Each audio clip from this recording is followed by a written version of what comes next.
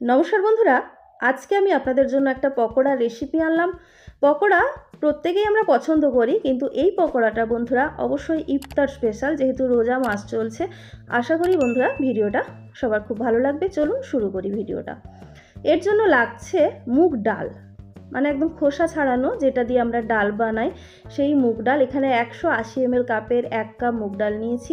এটাকে প্রায় 1.5 ঘন্টা মতো জলে ভিজিয়ে রেখেছিলাম। তারপরে একটা স্ট্রেনারে দিয়ে জলটা কিন্তু মানে ভালো করে ঝরিয়ে নিয়েছি এবং দেখুন একদম সফট হয়ে গেছে ডালটা। এবার এই ডালটাকে বন্ধুরা জল ছাড়া বেটে নিতে হবে। সেটা আপনি শিল নোড়াতে পারেন বা মিক্সার গ্রাইন্ডার, জল না দিয়ে কিন্তু বাটবেন, তাহলে পকোড়াটা খুব ক্রিস্পি হবে। তো বেটে আমি একটা এর মধ্যে নিয়েছি, বড় বাটিতে। আমি আপনাদের দেখাচ্ছি, দেখুন এই বাটাটা কিন্তু খুব বেশি মানে মিহি করে বাটার দরকার নেই, হালকা মানে দানা দানা যেন থাকে, তাহলে কিন্তু খেতে বেশি ভালো লাগবে। এবার এর মধ্যে আমি অল্প একটু আদা খোসা ছাড়িয়ে এইভাবে গ্রেটারে গ্রেট করে দিয়ে দিচ্ছি। আপনি বাটাও দিতে পারেন, 1/2 চা চামচ মতো বেটে দিয়ে দিতে পারেন, অথবা এইভাবে গ্রেট করে দিয়ে দেবেন। খুব বেশি দেওয়ার দরকার নেই, পরিমাণ বেশি হলে আদাটা বাড়াবেন। এবার দিয়ে দিচ্ছি 1/2 চা চামচ মতো কালো জিরে, আর দিচ্ছি স্বাদ মতো কাঁচা লঙ্কা কুচি। একেবারেই বেশি উপকরণের দরকার নেই এই রেসিপির জন্য, কিন্তু ভীষণ টেস্টি হয় এই পকোড়াটা।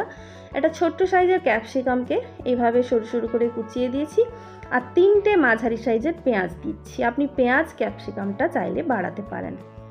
এবারে স্বাদ মতো এখানে নুন দিয়ে দিতে হবে। যে কোনো পকোড়া বন্ধুরা ঝাল আর নুনটা যেন একদম যে যেরকম খান সেই মতো যেন হয়, সেটা কিন্তু দেখতে হবে। এবার বেশ ভালো করে কিন্তু সমস্ত কিছু একসঙ্গে মেখে নিতে হবে। পেঁয়াজের রসটা যেন বেশ ভালো করে বেরিয়ে আসে, দেখতে হবে। বেশ ভালো করে মেশানো হয়ে গেছে। এবার আমি এর মধ্যে বন্ধুরা অ্যাড করব বেসন। এখানে আমি বেসন দিচ্ছি 4 চা চামচ ভর্তি করে, পুরো 4 চা চামচ। অতিরিক্ত বেসন কিন্তু দিলে রেসিপিটা একটু অন্যরকম হয়ে যাবে, তো বেসনের পরিমাণ অতিরিক্ত দেওয়া যাবে না। 4 চা চামচ এখানে আমি বেসন দিলাম 180 ml কাপের 1 কাপ মুগ ডালের জন্য। পেঁয়াজটা ক্যাপসিকামটা আপনি চাইলে কিন্তু বাড়াতে পারেন। ভালো করে সমস্ত কিছু মিশিয়ে নিয়েছি।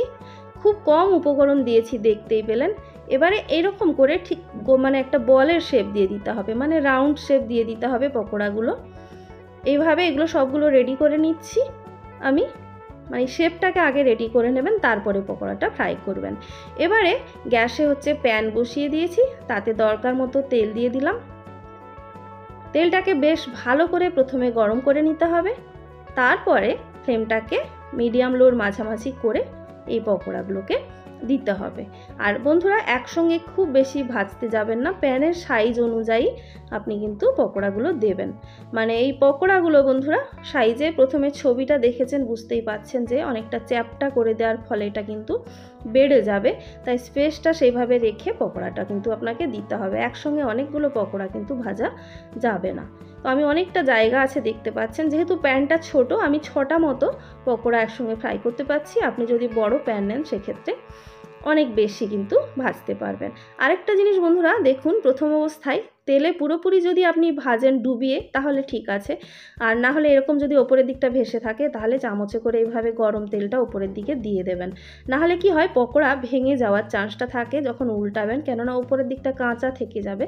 তো গরম তেলটা যদি দিয়ে দেন, তাহলে কিন্তু সেই ভয়টা আর থাকছে না। আর আপনি ডুবো তেলে ভাজলে এটা একেবারেই স্কিপ করে যাবেন।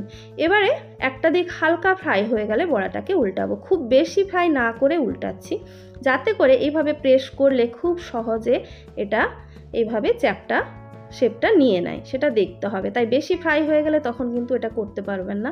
হালকা ভাজা হলে তখন একবার কিন্তু উল্টে আপনাকে এই কাজটা করতে হবে। এইভাবে ভাজলে কি হয়, ভেতর পর্যন্ত খুব সুন্দর করে পকোড়াগুলো ফ্রাই হয়, খেতে কিন্তু বেশ ভালো লাগে। সবগুলো একই রকম করে আমি এইভাবে খুন্তির সাহায্যে চেপটে নিচ্ছি। আর দেখতেই পাচ্ছেন, আমি বলেইছিলাম জায়গাটা একটু মানে সেইভাবেই আপনাকে পকোড়া ভাজতে হবে, যে জায়গাটা কিন্তু পরে আরও অনেকটা বেশি লাগবে। তো আমার এই প্যানটা কিন্তু 5টার জন্য একদম পারফেক্ট ছিল, একটা বেশি দেওয়া হয়ে গেছে প্যানের সাইজ অনুযায়ী, দেখতেই পাচ্ছেন। মানে উল্টাতে গিয়ে কিন্তু অসুবিধা হয়, আর যদি উল্টাতে অসুবিধা হয় সেক্ষেত্রে ভেঙে যেতে পারে, তো পকোড়াগুলো দেখতে খারাপ লাগবে ভেঙে গেলে।